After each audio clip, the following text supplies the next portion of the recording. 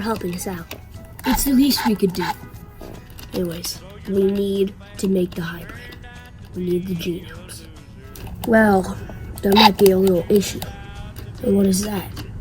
We need to incubate the eggs. We need them to be warm in order for the hybrid to hatch. Are you implying that we need to cook? Exactly.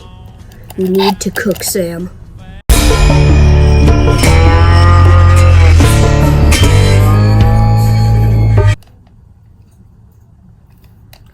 Wait, I think we could postpone it. Hang on. Hi, my name is Carno Joe, and welcome to the Carno Show. We're hoping to get this episode out relatively quickly after the first part of this 3-parter comes out. We're hoping we can do that. It depends on how long it takes to get the episodes out. Today we have some pretty cool stuff. We have an event at the end of the episode, like the second episode. We'll do some virtual reality stuff again. It'll be pretty cool. Maybe we can do some other stuff. We're gonna have Lamp returning as well as the Mosasaur, which if you remember, his name is literally Mosasaur. We have 2 big things happening today. We're going to have the return of the first guest ever on the show, and we're going to have our first T-Rex. There was already a T-Rex on the show. Okay, our second T-Rex. This will be big. It's gonna be awesome. The first T-Rex was an artist. He was an artist. He was relatively small because he was a pretty old T-Rex. But we have a T-Rex in his prime years coming on the show. He's gonna tell us a lot about what it's like being a T-Rex, the apex, whatever. We also have a few updates from Lamp on the news. He's not doing weather anymore. He's just doing the full news and weather. He has some updates on the mammal turtle protesting, so he will tell you about that in his segment. So our first guest today is a velociraptor, and he will show us his new art. He's been on the show before. He was actually the first guest we ever had. So come on, a velociraptor.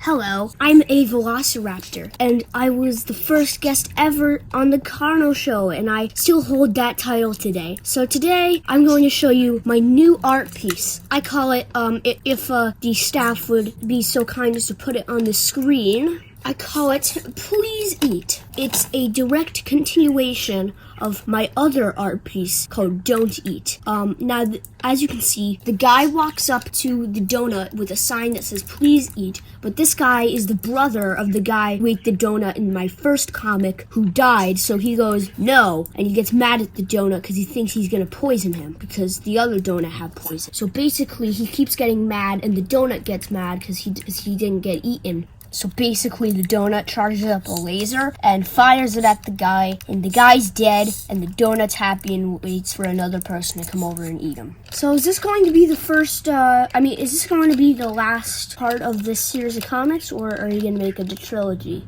It's actually going to be a trilogy, because I hope you're ready, because soon I'm going to finish my comic called Maybe Eat, which is about the third brother seeing a donut and is unsure whether or not he should eat it or whether or not he should, or whether or not he shouldn't, because one of the brothers got killed for eating it and one of the brothers got killed for not eating it, so he doesn't know which one.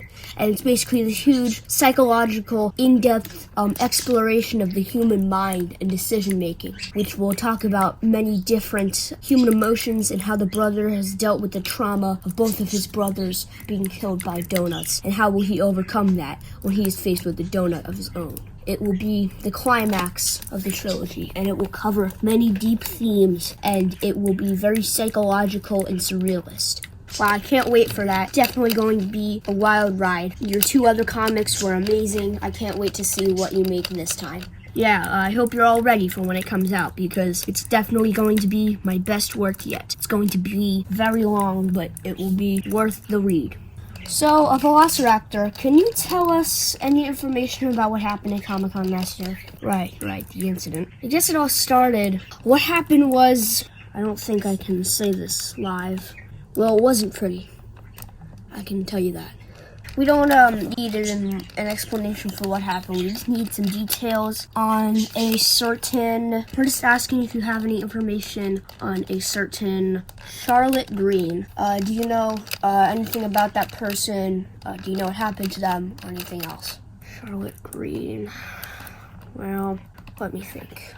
I think she was one of the Velociraptors that got. I'm sorry to tell everyone, but I have reason to believe that Charlotte Green may be being held captive by a group of angry allosaurs. They took a lot of people that day.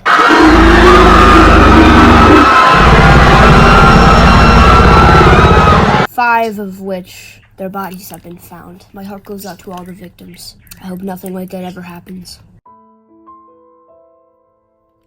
That must have been terrible witnessing all that. It was. Sorry. I still haven't mentally recovered from that. Do people have tissues in here? Okay. I'm sorry. Alright everyone, it's time for the next segment in which Lamp will cover the news.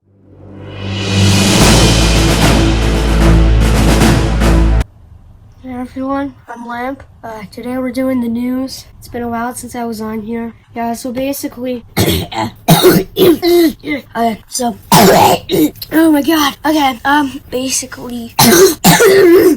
okay, we're good. I'm gonna start with weather. California was recently wrecked by a massive hurricane. People are in shambles. A lot of people died. A lot of people reported seeing the Great Dino after all those people died. Some people are saying it's like Judgment Day or something. California pretty devastated. The hurricane swept through the whole state basically.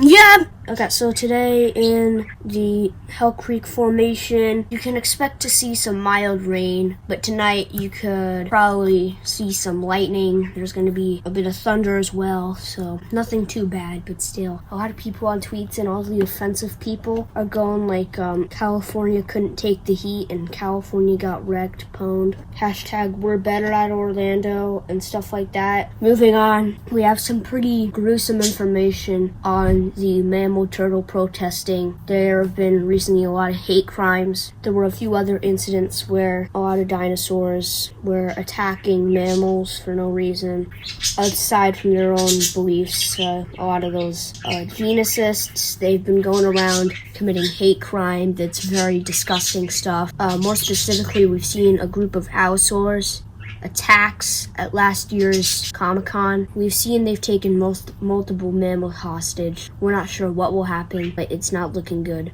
Some turtles have been converting to the mammal side, but the geneticist side of turtles have been recruiting more members, and we have seen the local 5-star wanted criminal Suchi roaming the streets again. He was actually on this show before, I think, in episode 4. He's been roaming the streets, and he's actually been recruited by multiple people, including the hate crime group of turtles, the geneticists who have been protesting against mammals living here. He has been known for attacking multiple of these mammals, and the police are still looking for him. Hope they can find him soon. Although it appears that he's stopped doing this, his whereabouts are now officially unknown. He's been hiding for a while. Moving on to sports! Sports! Yeah, sports! We're doing sports now. Over at Lamp, we have sports.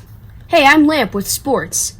Recent games, the Jets have won multiple matches recently, and you can see out on the field we have a game of football going on between two of the most well-known teams in the world. We've got the Serrato Horns on one side, and on the other side we've got the team that Joe personally supports, the Carno Horns, the two horns of the world. They're fighting against each other in a long-awaited match. Whoever wins will be crowned the champion of the World Football Association.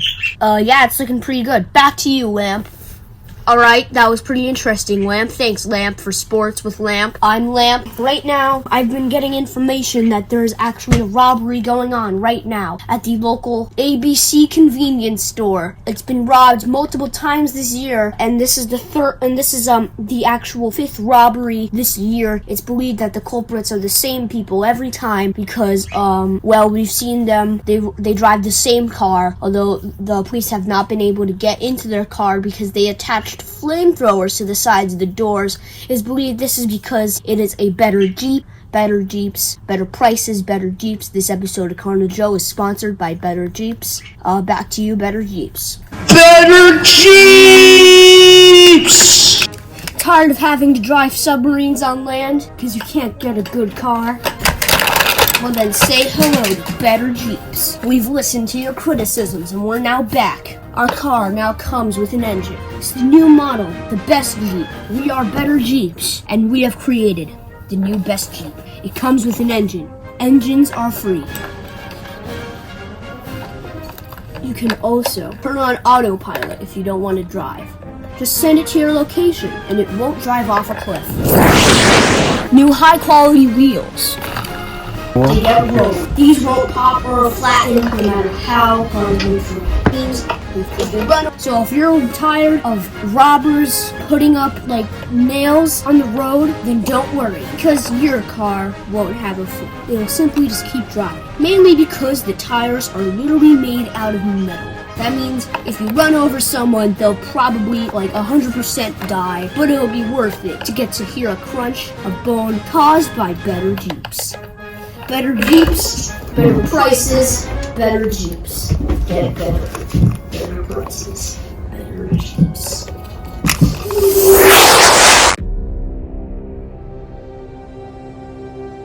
Boss, where are you?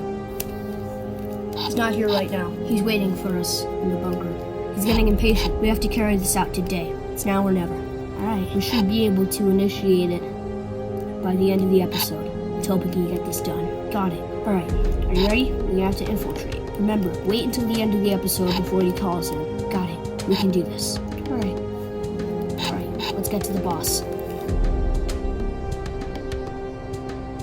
I think it's time for the next segment with a famous chef. It's time for Car Cooking. Welcome to Car Cooking. I'm Car, and I'm a Carcharodontosaurus. That's Carcharodontosaurus. Anyways, today we're going to be cooking a famous recipe. We need to cook.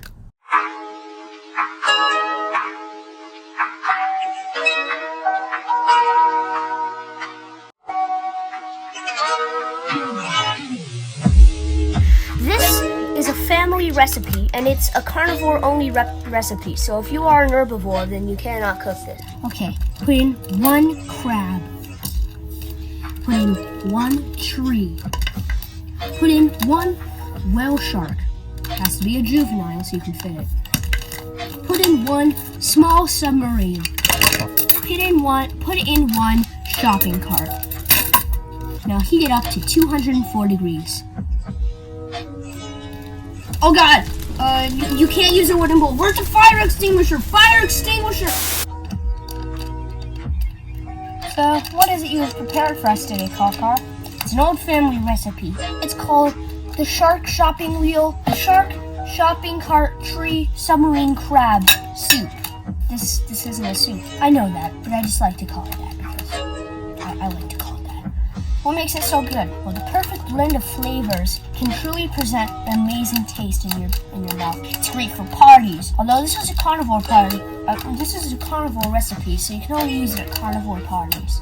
Why is it carnivore recipe only? It has a juvenile whale shark and crab. Oh, okay. Baryonyx will love it. They're fish eaters. They'll love the crab and the whale shark. Carnivores with strong bites, like the T-Rex, will enjoy the submarine and the shopping cart because it tests their bite strength. Those carnivores that like to think outside of the box and try to eat plants will love the tree because it has leaves on it. It's great for parties, family. Would you like to try it, Carno, Joe? Of course. Wow, this is amazing. I really like this. This is great. Thank you. Where'd you learn that? Where'd you learn how to cook so well? Well, it's a family recipe. It's from the family first. As long as I can remember. It's been passed down from my great-great-great-grandparents to my great-great-grandparents to great-grandparents to grandparents to parents and to me. I'm going to pass it on to my children, and it's going to, I think it might have gone even before my great-great-great-grandparents. It's been the family for a while. As long as it tastes good, I'm happy. Alright, let me eat more. It's amazing! Yes, I know. It truly is amazing. Thanks for coming on the show, Car. I hope to see you again soon. You too, Joe.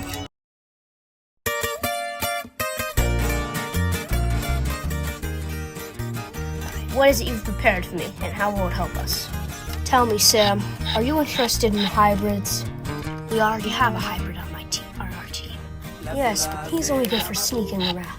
Would you like a large, powerful hybrid that can help you take down the Carno show and put up your own? Trust me, this thing will change your life. Alright, I'm intrigued. Good. What's it called? I was hoping you could come up with that. Well, I'm going to have to see it first. It's not complete yet. The genome is not fully incubated. We'll have to hatch it later, but it will grow to an immense size in mere hours. We can wait until the Carno show, the episode that they're airing now, has ended, and then we can launch it in. I wonder what this could be. The mystery box. I wonder what's inside this thing. The mystery box. It's gotta be something. The mystery box. There's something inside this thing. The mystery box. But we don't know what it is. Hello, I'm Kong, and I am back with the mystery box. Let's see what's in this thing.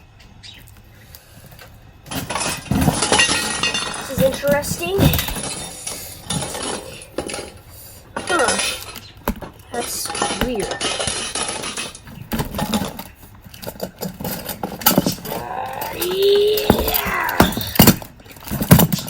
It's a little wagon. Anyone in the audience want this wagon?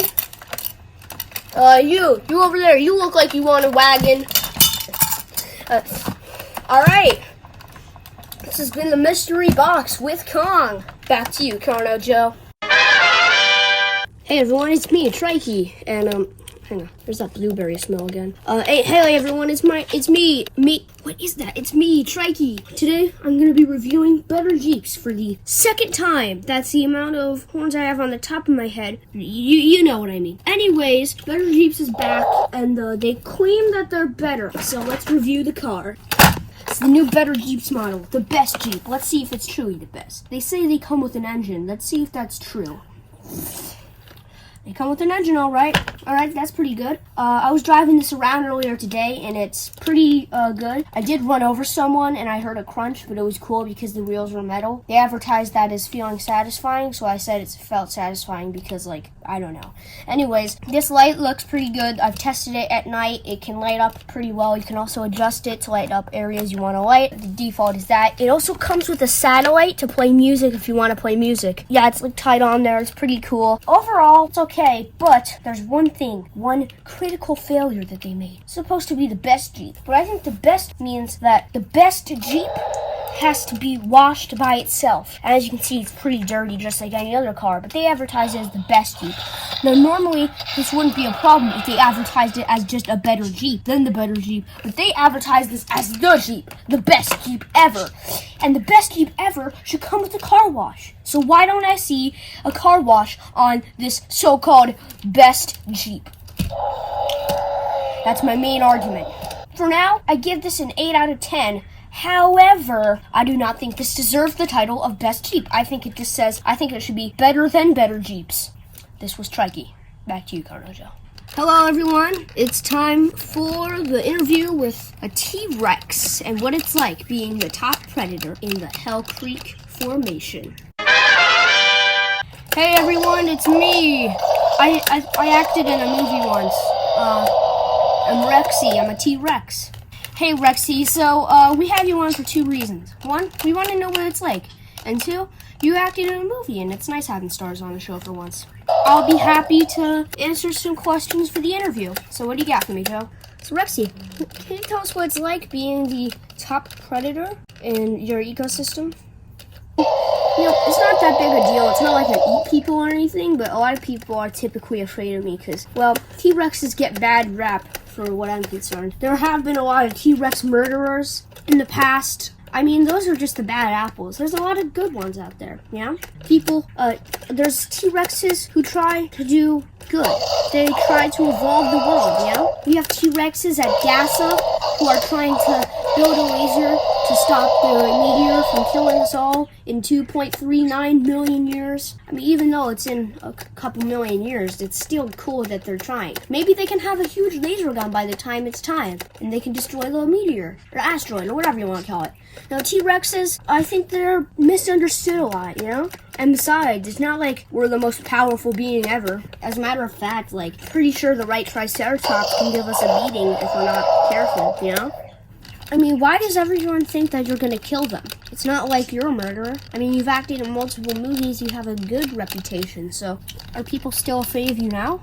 Well, yeah. I mean, another thing that's probably degraded our reputation is the fact that I know a few Rexes that have actually been partaking in the mammal protesting, but those are just the bad apples. Plenty of us are good, you know? Like, I feel like people should appreciate us more for what we do. We've brought many cool ideas to the table. We've done a lot, and like, we've acted in some of the best movies. We've created some of the best inventions. Like, did you know that Sir Edwin Goodison, who was a T-Rex, invented the first ever car? You know, they've created some very good inventions. So I feel like we should be appreciated a bit more for what we do for the table. We've brought so many cool things, and people still hate us, and people still, you know, like, misunderstand us. And what's even worse, there have even been, like, T-Rex hate crime recently. Like, people have been spray painting hate symbols over our houses and stuff like that. It's getting pretty bad out there, you know? But, I mean, hey, if we catch them, then we can call the police or those specific T-Rexes that do deserve a bad rap will do what they do best. You know, you've given us a very good look into what it's like being a T-Rex. Thank you for that. I'm hoping that your kind can be appreciated more in the future. Thanks. It's great being on the show. I hope we can talk again. And now we have an interview with Mosasaur, whose name is literally Mosasaur, who's been on the show before. He's a producer of ours. He will help us out with some things. He's actually an expert on auto things. We're going to do some cool things today with him. Let's do this, Mosasaur. Today we're basically going to be reading a bunch of articles on dinosaurs. We're going to see whether or not they capture us perfectly. These articles have been brought to our attention by some of the most experienced workers who've actually created a way to see articles of the future. So let's see how they perceive us. So first off, if the staff could be as kind as to put the article we're reading on screen right now. It's saying dinosaur deniers. I'm not sure what this means. Mosasaur, do you have any information on what this could mean? People denying dinosaurs? I don't know. All right, let's continue reading. Did dinosaurs really exist? Geologist and science writer Nina Morgan examines the evidence. What? Evidence? You mean? Of course we existed. Of course there's evidence to support that we existed, like our houses, our bones, all our cool phones and cars and things. Yeah, like, I'm sure there's lots of evidence to support this, so I'm hoping that they can come to the conclusion in this article that we are indeed real, and we did exist, because we did. See, there's a quote here. I am really concerned about dinosaurs. I think something needs to be done, pleaded CAD Ministry, an English parent, writing in 2015 on the popular parenting website Mumsnet.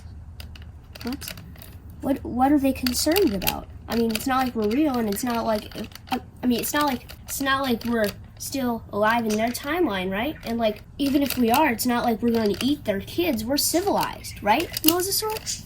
Yeah, we're very civilized. We're very nice to everyone around us, except for the bad apples, but I'm sure there's bad apples in whoever's writing this one. Let's see what's next. The science behind them is pretty flimsy, and I for one do not want my children being taught lies. Nothing about dinosaurs is suitable for children. From their total lack of family values to their non-existence from any serious scientific point of view. What? We exist and we care for our families. We're civilized. Did I not just say we were civilized? Yeah, we are civilized. Oh my god, I can't believe some people out there don't believe we're real.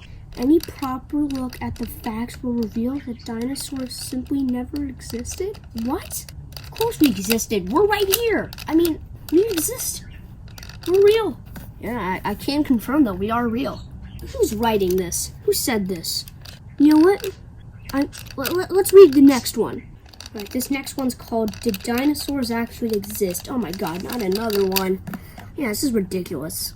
Answers to common objections to the existence of real dinosaurs. Supposedly fabricated bones, scientific concerns, and theological issues. Alright, let's hope that they can come up with the conclusion that we did exist, because we did, right, Mosasaur? Yeah, we do. Alright, this first part's called Fabricated Dinosaur Bones. Some Christians claim that they have heard or read that dinosaur bones have been completely fabricated. Another postulation is that other large animal bones from whales, elephants, hippos, and so forth have been put together into the dinosaur skeleton displays by taking those bones and creatively piecing them into the dinosaur skeletons seen in museums.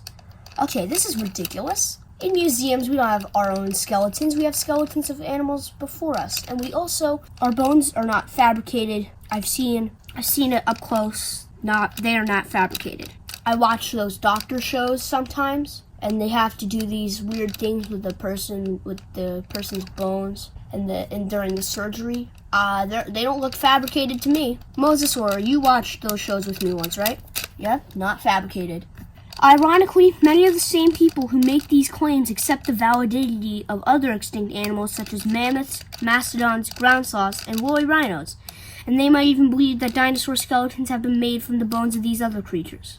And then there's a thing that says Noah's Ark Guide free. Get equipped with biblical answers to questions about Noah's Ark and the global flood. What?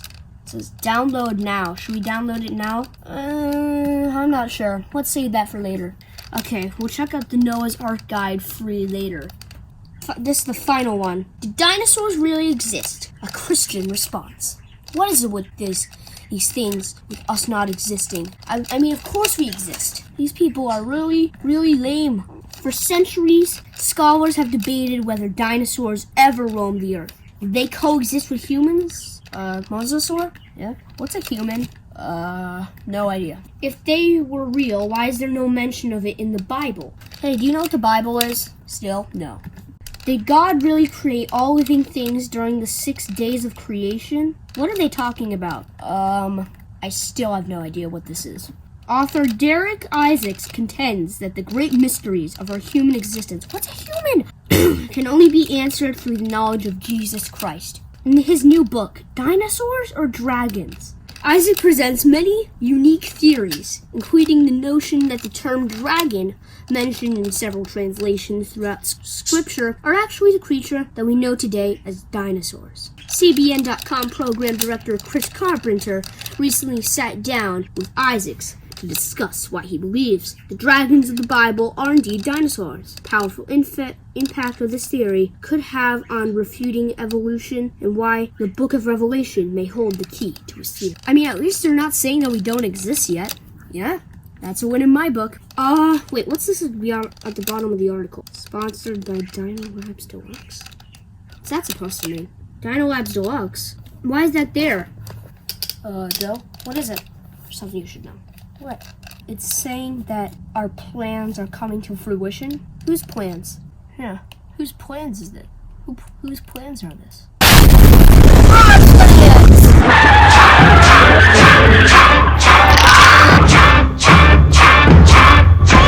Our plans.